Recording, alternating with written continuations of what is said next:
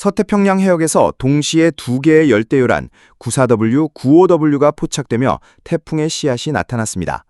94W는 미크로네시아 카롤린 제도 인근에서, 95W는 필리핀 동쪽 칼라우 북서쪽 해역에서 각각 발생의 발달 조건을 갖추고 있습니다. 해수면 온도는 29도, 30도로 충분히 따뜻하고 연직시어, 즉 상하층 바람의 차이도 낮아 열대요란이 성장하기 좋은 환경이 형성된 상황입니다. 이에 따라 두 요란이 서로 합쳐지거나 독립적으로 발달해 제15호 태풍 페이파로 성장할 가능성이 제기되고 있습니다. 특히 열대요란 94W는 북위 7.7도, 동경 147.3도 부근, 즉 미크로네시아 카롤린 제도 인근 서태평양에서 관측되었습니다. 현재 중심 기압은 약 1009헥토파스칼, 최대 풍속은 15노트, 초속 7.7m로 아직은 뚜렷한 눈, 즉 아이나 강력한 대류 접중이 없는 약한 저층 소용돌이 단계에 머물러 있습니다. 이 지역은 적도 부근에 수렴돼 ITCG와 연결된 광범위한 대류 활동이 이어지고 있어 향후 대류 조직이 강화되고 상층 발상이 뚜렷하게 형성된다면 태풍으로 발전할 가능성이 높습니다. 앞으로 이 두 열대요란의 움직임과 발달 여부에 따라 올가을 태풍 전망에 큰 변수가 될 것으로 보입니다. 긴급 속보, 또 다른 태풍의 씨앗 95W의 출현, 제15호 페이파, 폭풍 성장 임박. 서태평양이 다시 긴장에 휩싸였습니다. 94W에 이어 또 다른 열대요란 95W가 북위 10.7도, 동경 133.2도 부근, 즉 필리핀 동쪽 팔라우 북서쪽 해역에서 포착됐습니다. 현재 중심 기압은 약 1008헥토파스칼, 최대 풍속은 15노트, 초속 7.7m 수준으로 겉보기에는 약해 보이지만 위험은 시작에 불과합니다. 특히 이 시스템은 94W보다 위도가 다소 높아 코리올리 효과가 강하게 작용할 수 있는 환경에 놓여 있습니다. 문제는 위치입니다. 이 해역은 서태평양 몬순 수렴대와 필리핀 기압골이 교차하는 지점으로 바다 수온은 29도, 30도, 연직 시야도 낮아 빠르게 태풍으로 전환될 수 있는 최적 조건을 갖추고 있습니다.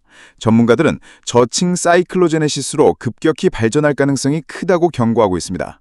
윈디 GFS 모델 분석에 따르면 오는 9월 2일 화요일 새벽 필리핀 동쪽 해상에서 중심기압 1000헥토파스칼 전후의 저기압이 뚜렷하게 발달하기 시작합니다. 이후 구조를 재정비하며 급격한 세력 확장에 돌입해 곧바로 제15호 태풍 페이파로 성장할 가능성이 높습니다. 그리고 충격적인 예측, 9월 4일 오후 중심기압 964헥토파스칼, 최대 풍속 초속 40-45m, 약 80-90노트의 강력한 슈퍼태풍급인 15호 태풍 페이파가 일본 규슈 남부상 해상에 접근할 것으로 전망됩니다. 태풍의 눈은 뚜렷하게 형성되고 있으며 강풍 반경은 규슈 남부와 아마미제도 전역을 집어삼킬 정도로 확대되고 있습니다. 이 경우 일본 남부 지역은 광범위한 폭우와 극심한 강풍에 직면할 수 있습니다. 한국 역시 안심할 수 없습니다. GFS 시뮬레이션은 태풍이 일본 열도를 스치며 북상할 가능성을 강하게 시사하고 있으며 경로에 따라 한반도 남부와 동해안에도 직접적, 간접적 피해가 발생할 수 있습니다. 초비상 15호 태풍 페이파, 한국 향할 수도 있다. 현재 태풍의 씨앗이라 불리우는 열대요란이 북태평양 고기압 가장자리를 타고 북동진 경로를 보이고 있습니다. 이대로라면 규슈와 시코크 지역은 직접적인 영향권에 진입할 전망입니다. 교통과 생활에 치명적 타격이 예상되며 규슈 남부 해안은 거센 폭풍과 높은 파도로 항공 선박 운항에 큰 차질이 불가피할 것으로 보입니다. 그러나 더 큰 문제는 GFS 예측이 빗나갈 경우 태풍 페이파가 일본이 아닌 한국으로 그대로 북상할 가능성도 있다는 점입니다. 이는 단순한 가정이 아니라 매년 가을철에 반복되는 기상 패턴이 그 가능성을 뒷받침하고 있습니다. 가을 태풍의 무서움은 여기에 있습니다.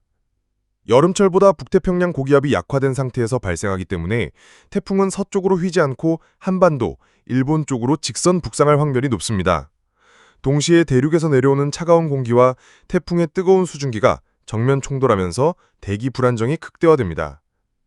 이로 인해 발생하는 현상은 단순 폭풍을 넘어 국지성 집중호우, 돌발성 호우와 뇌우, 벼와 과수 등 가을 수확기 농작물의 대규모 피해, 즉 가을 태풍은 경제적 피해 규모가 여름보다 훨씬 더 심각해질 수 있습니다.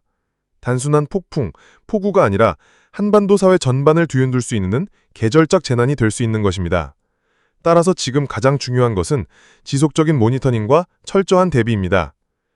이번 태풍은 일본으로 간다 라는 안일한 판단은 매우 위험합니다. 한국 또한 언제든 직접 영향권에 들어갈 수 있음을 명심해야 합니다. 아열대 해상에서 발달한 뜨겁고 습한 공기가 북태평양 고기압과 결합하면서 여전히 강력한 더위가 한반도와 동아시아 전역을 뒤덮고 있습니다. 8월의 끝자락임에도 불구하고 여름의 잔선은 꺾이지 않았습니다. 이런 가운데 새롭게 형성된 태풍이 빠른 속도로 세력을 키운 뒤 곧바로 베트남에 상륙할 전망입니다. 태풍 13호, 가지키와의 닮은 골경로.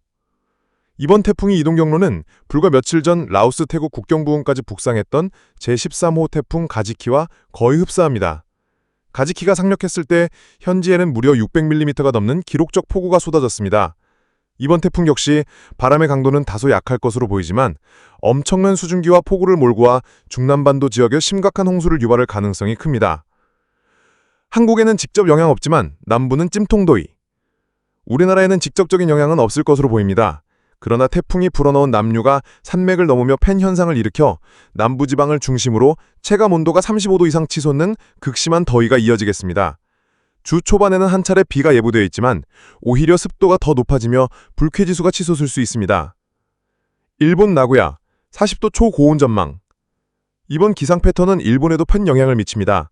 특히 나고야는 무려 40도에 달하는 극한 폭염이 예측되고 있습니다. 588헥토파스칼 상층 기압 분석에서 5,880m에 해당하는 북태평양 고기압의 압도적인 세력이 버티고 있고 그 위로는 티베트 고기압까지 겹쳐져 있어서 대류가 억제되고 폭염이 장기화되는 전형적인 패턴이 나타나고 있습니다. 이번 8월 말에 일본 내륙에는 새로운 기상 기록이 등장할지도 모릅니다. 가을비와 태풍의 길목. 동시에 한반도에는 가을을 재촉하는 첫 가을비 소식이 있습니다. 북태평양 고기압의 세력이 서서히 후퇴하면서 남쪽 바다에서 발생한 태풍이 북상할 수 있는 길목이 열리고 있습니다. 특히 9월 4일 목요일 전후에는 북상 태풍이 한반도와 일본을 향할 수 있는 조건이 형성될 것으로 보여 긴장의 끈을 놓을 수 없습니다. 태풍의 확률과 통계. 평년에도 9월에는 우리나라에 영향을 주는 태풍이 평균 3개 내외 발생하며 그중 1개 정도는 직접적으로 상륙합니다. 여름보다 가을에 상륙하는 경우가 많은 것도 이런 기압 배치와 관련이 있습니다. 특히 가을 태풍은 수확기를 앞둔 농작물에 큰 피해를 줄 수 있어 경제적 파급력이 더 크다는 점에서 늘 경계해야 합니다. 태풍 이름의 뒷이야기. 참고로 이번 태풍 이름은 마카오가 제출한 가지키, 열대 언상어에서 따온 명칭입니다. 하지만 그 귀여운 이름과는 달리 실제로는 수많은 생명을 위협할 수 있는 자연재해로 다가옵니다. 변화는 예측, 높아지는 신뢰도. 기상 예측 모델은 하루에도 4번씩 업데이트됩니다. 초기에는 각 모델이 전혀 다른 경로를 제시하지만 날짜가 가까워질수록 점차 수렴하며 예측의 신뢰도가 올라갑니다. 지금 시점에서의 전망은 참고용일 뿐 상황은 언제든 달라질 수 있다는 사실을 명심해야 합니다. 태풍은 단순한 기상현상을 넘어 앞으로의 날씨 판도를 뒤흔들 수 있는 게임 체인저로 적용할 가능성이 있습니다. 폭염을 꺾고 가을을 앞당길 수도 반대로 기록적 폭우와 피해를 남길 수도 있습니다. 결국 우리의 과제는 하나, 끝까지 지켜보고 대비하는 것입니다. 긴급 경보, 태풍 진로, 한국 직격 가능성 배제 못해. 현재 북태평양 고기압의 세력은 여전히 강하지만 9월 초에 접어들며 점차 그 세력이 동쪽으로 밀려나고 있습니다. 이 틈은 곧 태풍이 북상할 수 있는 열린 길목을 의미합니다. 문제는 이 길목이 곧바로 한반도를 향할 수도 있다는 점입니다.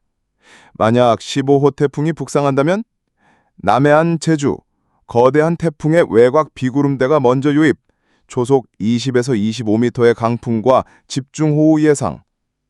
영남권, 태풍 중심이 가까워질 경우 시간당 50mm 이상, 누적 300mm가 넘는 폭우 가능.